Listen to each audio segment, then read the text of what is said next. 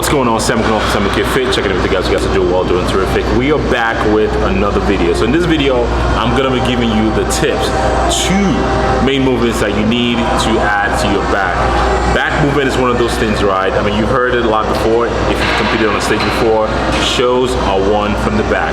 Most people typically will look at it from the front. When you turn the back around, it's like, you could do some work. So I'm here to help you out. My back is definitely developed from what it used to be to where it is now. And those 2 movements is what I've incorporated into my movement. And I'm going to show you 2 pieces of equipment, the movement you want to incorporate, and if you don't have those movement, what are some of the alternatives that you can put into your programming so you can keep making that back gains. Let's get it. Pre-workout, BP and Flight, the green apple. I like to switch between the green apple and the sour watermelon. And of course, SAMOKFIT will save you 10%. Gets you all the time. But yeah, I'm gonna take this to the dome, shake it.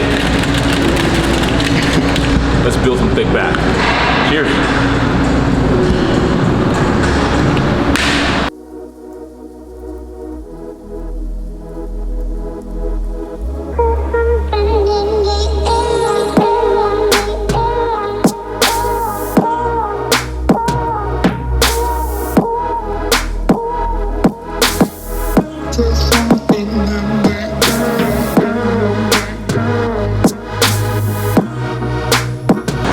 Okay, so the next movement that you are going to be seeing is the chest supported dumbbell row. So the first movement is barbell bent over row, and the next movement is the dumbbell chest supported row. The difference between both is personally for me, I like the dumbbell row just because it creates, you can see a good range of motion, good ROM, compared to the barbell row where you kind of just stop before you get extended. Of course, barbell bent over row, you can do something like a seal row, which allows you to have a good amount of extension or a good stretch, but I think seal row can sometimes limit you because the bench is right there. But the dumbbell chest support row, the good thing about that movement really is it allows you to get a full range of motion, full flexion, full stretch, and full contraction while you're doing that movement. And the way it's set up, as you can see, it's set up to actually mimic the same way that your back should be when it comes to a barbell bend over row, meaning putting your back in your spine position. So that is why I love the dumbbell row. And one of the key points I want to mention here is first movement that you see Max is doing with a little bit of elbow tuck. So that's going to be a little more lat focused. But if you think you need a movement to improve your upper back, that's going to be something you can do the way I'm doing it, which is a little more flare in my elbow to have a little more rear back development. So the movement that you just saw right now is a dumbbell chest supported row.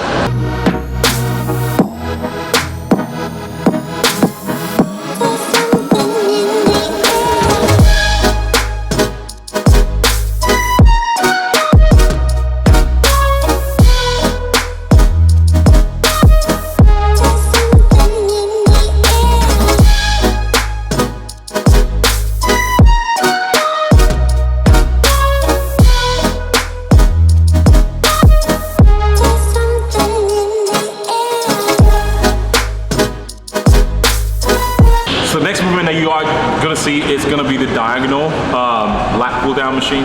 That machine is amazing. If you have access to it, I definitely recommend that you use that machine. If you don't have access to that, there's no alternative you can use to mimic that motion, and that's going to be with like a cable, with a kneeling cable positioning. One of the good movements, I mentioned at the beginning of the video, there are 2 movements that you should be included in your back movement, and that is definitely one of them. A movement that's going to pull your arms, upper arm, in a J-like motion, just because it naturally aligns well with what your lats wants to do or wants to be. Your lat, the fiber on your lats runs lower and out. So any movement, any position that you have that's going to put your arm in a J-like position, it's favorable to developing your lats. So there's nothing wrong with lat pull down. Obviously, lat pull down is great for more upper back development. But as far as lat movement, the best movement that you can incorporate is any movement that puts your arm in a J-like position. That is why I love the diagonal movement.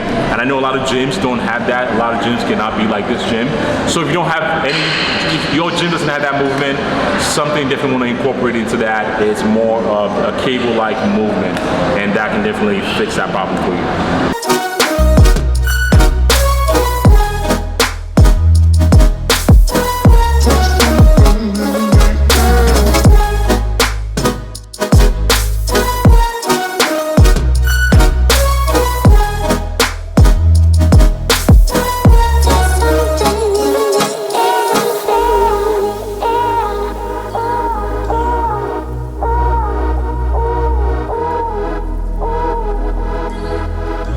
And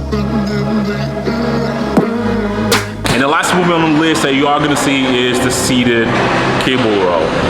With a little attach, or the handle again from the previous movement that we talked about, and it puts your arm in a J-like position. But when you go down to a low movement, it still puts your upper arm in a J-like position, which is favorable to your lats. Again, especially if you don't feel your lats too well in a lot of cable row movements, trying to do them with a single arm movement and create a little bit of a lateral flexion and pull into your hip pocket. So if you cannot feel it when you are using like a dual cable movement, try to do it with a single arm.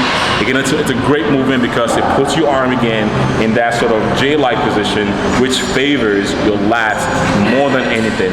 Another pro tip for that is get a slight little forward lean. That will give you a stupid amount of pump. So normally if you do your cable row and you're more upright, try the next time you do that movement, try and get like a forward lean. Obviously you want to get a good stretch, and when you pull in, just stick your body slightly lean forward and pull as hard as possible.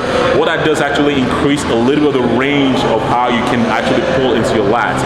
So that's why you get a sick, massive pump with that. So those are my top two movements: the seated cable row and diagonal lat pull down, single arm or dual arm, whichever one is comfortable for you. That's going to allow you to have the necessary mind and muscle connection to be able to get the right activation that you need. So those are the top movements that you need. You cannot have a back workout without having those two movements. That is going to be the video today. Thank you for tuning in, and as always, comment, like, subscribe, and I'll see you guys in the next one. Peace.